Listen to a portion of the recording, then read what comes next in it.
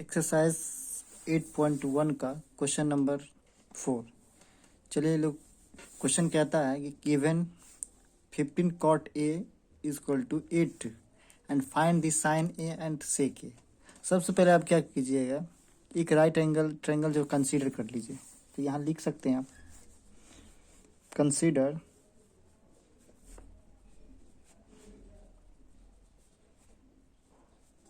Consider A right angled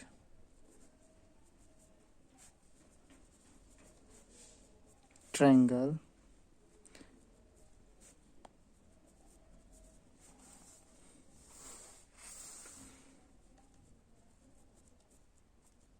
angle at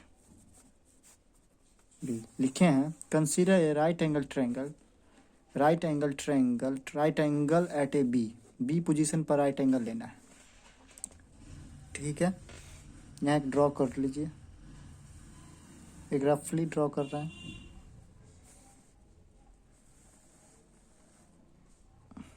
चलिए, ये सी हो गया, ये बी हो गया, ये ए हो गया, ये इस पे बी है। पूछा जा रहा है आपको, यानी कि आपको साइन ए यानी साइन ए और सेक ए यानी इसी एंगल की बात की जा रही है।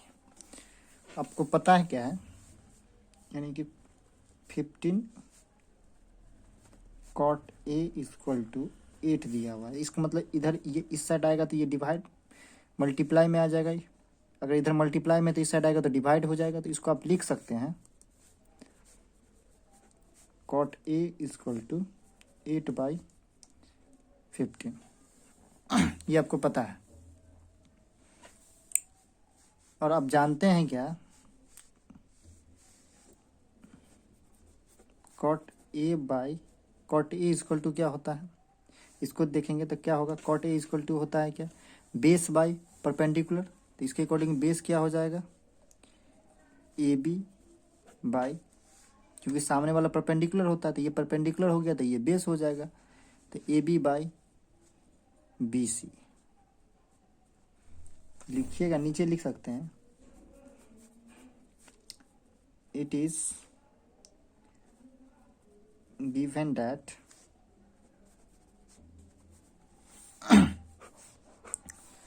आपको दिया क्या है, cot A दिया हुआ है आपको, cot A बड़ा इक्वल टू 15। इसका मतलब cot A इक्वल टू आप जानते हैं क्या होता है, यानी कि AB by BC equal to 8/15। आप इसको कर सकते हैं, पहले लेट मान लेंगे, लेट AB B यानी 8 के, क्योंकि ये आपका फिक्स नहीं है, क्योंकि रेशियो में हमेशा अगर आपको एग्जैक्ट वैल्यू लिखना है तो कोई भी वेरिएबल से आपको इसको मल्टीप्लाई करना पड़ता है। तो इसलिए हम के मान लिए, कोई एक वेरिएबल है 8 के। therefore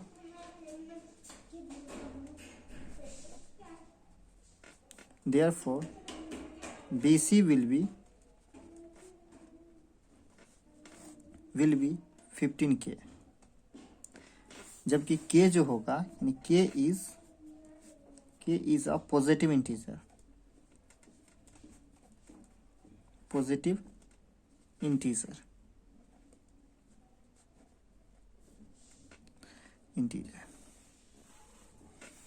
आप अप्लाई कीजिएगा पाइथागोरस प्रमेय का।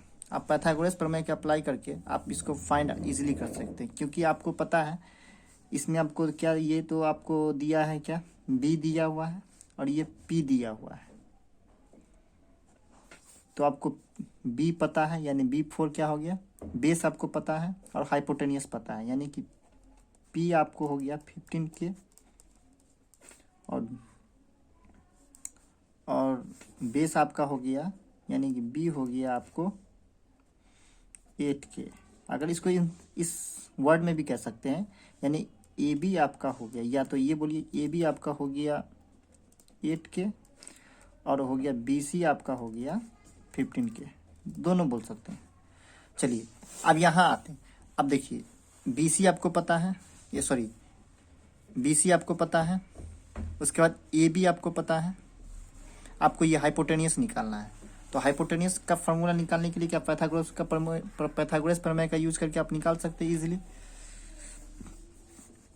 क्या होगा इसका, इसको हम लिख सकते हैं ना AC square equal to AB square plus BC square.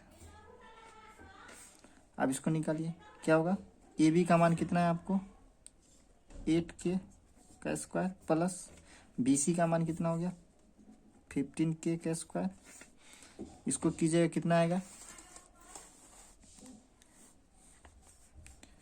64K का स्क्वायर। इसको कीजिएगा 225। इस दोनों को जब ऐड कीजिएगा तो कितना आएगा, 4 में 5 ऐड कीजिएगा 9 6 2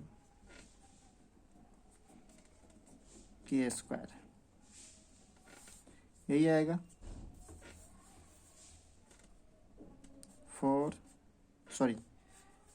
8 आएगा 8, यहाँ 8 होगा यानी 289 K स्क्वायर आएगा। अब जानते हैं कि AC स्क्वायर इक्वल टू आप आ गया 289 K स्क्वायर। इधर स्क्वायर है, इस साइड आएगा तो आपको भी पता है क्या चीज में हो जाएगा, इस साइड आएगा तो इस रूट में कन्वर्ट हो जाता था। AC इक्वल टू आप लिख सकते हैं इसको रूट अंडर 289 K स्क्वायर, यानी कि इसको आप लिख सकते हैं 17 × 17 K स्क्वायर, यानी इसको आप लिख सकते हैं 17K। चलिए यहाँ हम बना देते हैं। अब आपसे पूछ रहा है क्या, AC का वैल्यू तो आपको पता हो गया, आपसे पूछ रहा है साइन A का वैल्यू, साइन A, तो साइन A ये हो गया। इसको आप पता है साइन A इक्वल टू क्या होता है P/H होता है। तो P क्या होगा, जो सामने वाला होता है इस एंगल का जस्ट जो सामने होगा वो P होता है, यानी परपेंडिकुलर होता है। तो क्या होगा, यानी कि BC बाय हाइपोटेनियस यानी AC। तो BC आपको पता है कितना है, यहाँ से देख लीजिए BC कितना है, BC आपका 15K है और हाइपोटेनियस AC आपका 17K है।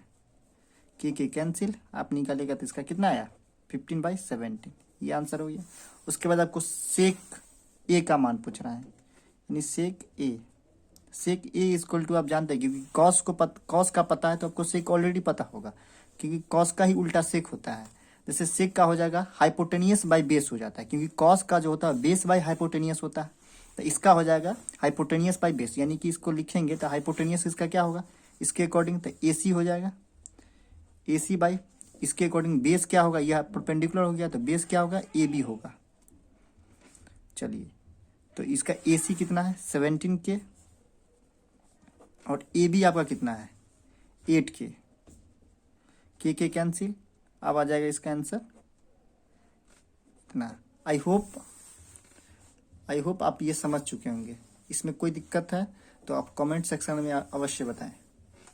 नेक्स्ट क्वेश्चन नंबर 5 हम अगले वीडियो में करेंगे।